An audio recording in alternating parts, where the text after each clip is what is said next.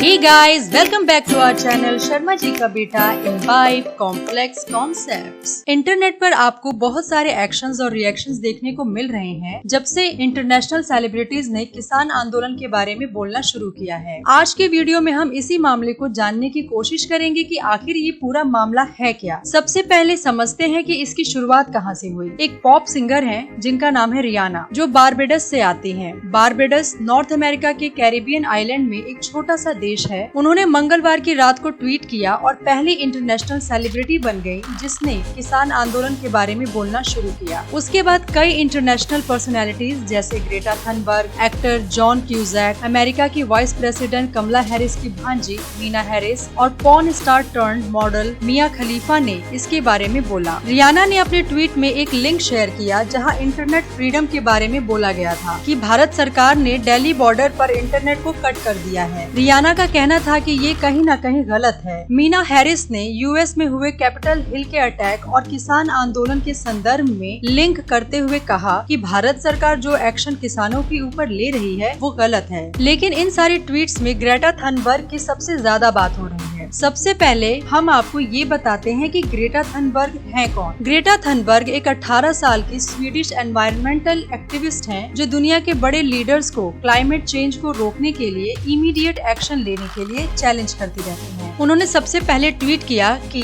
We stand in solidarity with farmer protest in India. यहाँ तक सब कुछ ठीक प्रतीत हो रहा था, लेकिन उसके बाद उन्होंने दूसरा ट्वीट किया और उसमें उन्होंने लिखा कि अगर आप किसानों की मदद करना चाहते हैं तो ट्वीट में दिए गए टूल किट के अनुसार कार्य कर सकते हैं। बाद में उन्होंने इस ट्वीट को डिलीट कर दिया। अब ये समझते हैं कि जो टूल किट उन्होंने शेयर किया था उसमें आखिर था क्या। 26 जनवरी को किसान आंदोलन के दौरान जो दिल्ली में हुआ उसी को लेकर यहाँ पर चीजें बिल्ड की जा रही थी। आप स्क्रीन पर देख सकते हैं, इस लिंक में लिखा गया था ask India why global farmers strike first wave. इसमें ये भी लिखा था to stand up against India's failing democracy at the behest of the fascistic ruling party RSS BJP। हम स्क्रीन पर जो डॉक्यूमेंट अटैच था उसको पूरा का पूरा दे रहे हैं ताकि आप उसे खुद पढ़ सके और अपनी राय बना सके, लेकिन उसके कुछ महत्वपूर्ण पॉइंट्स हम आपके लिए हाईलाइट कर रहे हैं। इसमें 26 जनवरी को ग्राउंड पर जाकर प्रोटेस्ट करने की बात कही गई थी। इसमें डिजिटल स्ट्राइक की बात कही गई थी। 4 और 5 फरवरी के दिन ट्विटर स्टॉर्म लाने की बात कही गई थी। इसमें अंबानी और अडानी का भी नाम लिया गया और ये कहा गया कि सरकार इनसे मिली हुई है और लोगों को इनके ऑफिसेज में भी जाकर प्रोटेस्ट करना चाहिए। ग्रेटा के ट्वीट से इस तरह का नैरेटिव बिल्ड हो रहा था। इसकी वजह से दूसरी तरफ से उनके ऊपर ट्विटर पर अटैक होने लगे। फाइनली ग्रेटा ने इस ट्वीट को डिलीट कर दिया। उसके बाद ग्रेटा थनबर्ग ने एक दूसरा ट्वीट किया। इस ट्वीट में उन्होंने कहा कि वे एक अपडेटेड टूलकिट इस ट्वीट में डाल रही हैं। इस अपडेटेड टूलकिट में कुछ सॉफ्ट लैंग्वेज का प्रयोग किया गया पहले वाले टूलकिट की तुलना में। हम ये पूरा टूलकिट अपनी इस वीडियो में दे रहे हैं, आप चाहें तो वीडियो पॉज करके उसे देख सकते हैं। ये टूलकिट किसने बनाया और कौन लोग इसमें इन्वॉल्व हैं ये अभी तक क्लियर नहीं है, लेकिन इस ट्वीट को लेकर ऑलरेडी इंडिया में हाई लेवल का विरोध होने लगा। ऐसा बहुत कम होता है कि कोई व्यक्ति ट्वीट करे और भारत सरकार उसके ऊपर रिएक्ट करे। भारत सरकार की तरफ से मिनिस्ट्री ऑफ एक्सटर्नल अफेयर के अनुराग श्रीवास्तव ने सबसे पहले ट्वीट करके बयान जारी किया। उन्होंने अपने ट्वीट में 2 हैशटैग इंडिया टुगेदर और इंडिया अगेंस्ट प्रोपेगेंडा चलाया और देखते ही देखते ये ट्विटर पर ट्रेंड करने लगा। आप स्क्रीन पर देख सकते हैं कि टॉप 5 में टॉप 4 हैशटैग्स इसी के आसपास हैं। हिंदुस्तान के होम मिनिस्टर अमित शाह ने भी ट्वीट किया कि कोई प्रोपेगेंडा इंडिया की यूनिटी को खंडित नहीं कर सकता। कोई प्रोपेगेंडा इंडिया को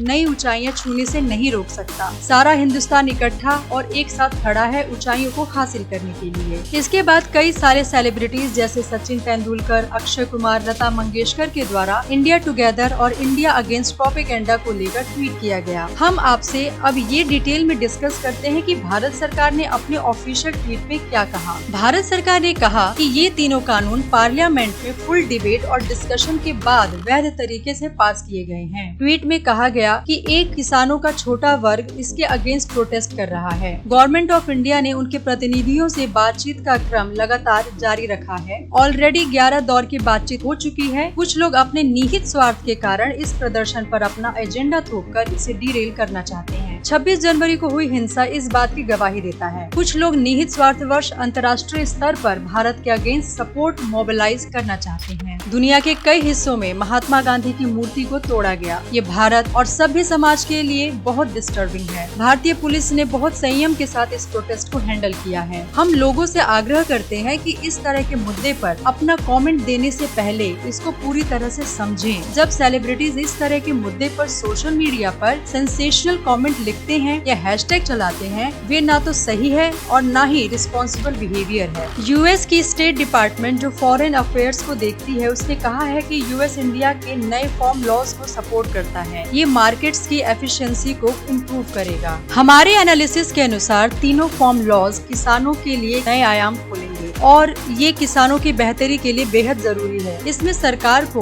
रेगुलेशन और मॉडल कॉन्ट्रैक्ट को लेकर कुछ अहम संशोधन करने चाहिए, जिससे किसानों के हक को सुरक्षित किया जा सके। हम उम्मीद करते हैं कि किसान और सरकार जल्द ही इस समस्या का समाधान निकाल लेंगे। जहां तक ग्रेटा थनबर्ग के पहले ट्वीट में दिए गए डॉक्यूमेंट का संबंध है, हमारा मानना है कि उसमें लिखी गई बातें एक साजिश के होने का प्रमाण है, जिसके तहत किसान आंदोलन का सहारा लेकर हिंदुस्तान की अखंडता के साथ छेड़छाड़ करने का प्रयास किया जा रहा है। और हम इस बात की प्रशंसा करते हैं कि भारत सरकार ने इसका संज्ञान लिया और पूरे साजिश का पता लगाने के लिए भारत सरकार की विभिन्न एजेंसियों ने इस पर काम करना शुरू कर दिया है। और हमें लगता है कि भारत सरकार जल्द ही सोशल एक्टिविस्ट के मुखौटे के पीछे ग्रेटा थनबर्ग के असली मकसद को उजागर करेगी। आपका इस पूरे मामले पर क्या विचार है? अपनी राय हमें कमेंट सेक्शन में जरूर लिखें। आशा है ये वीडियो आपको इन्फॉर्मेटिव लगी होगी।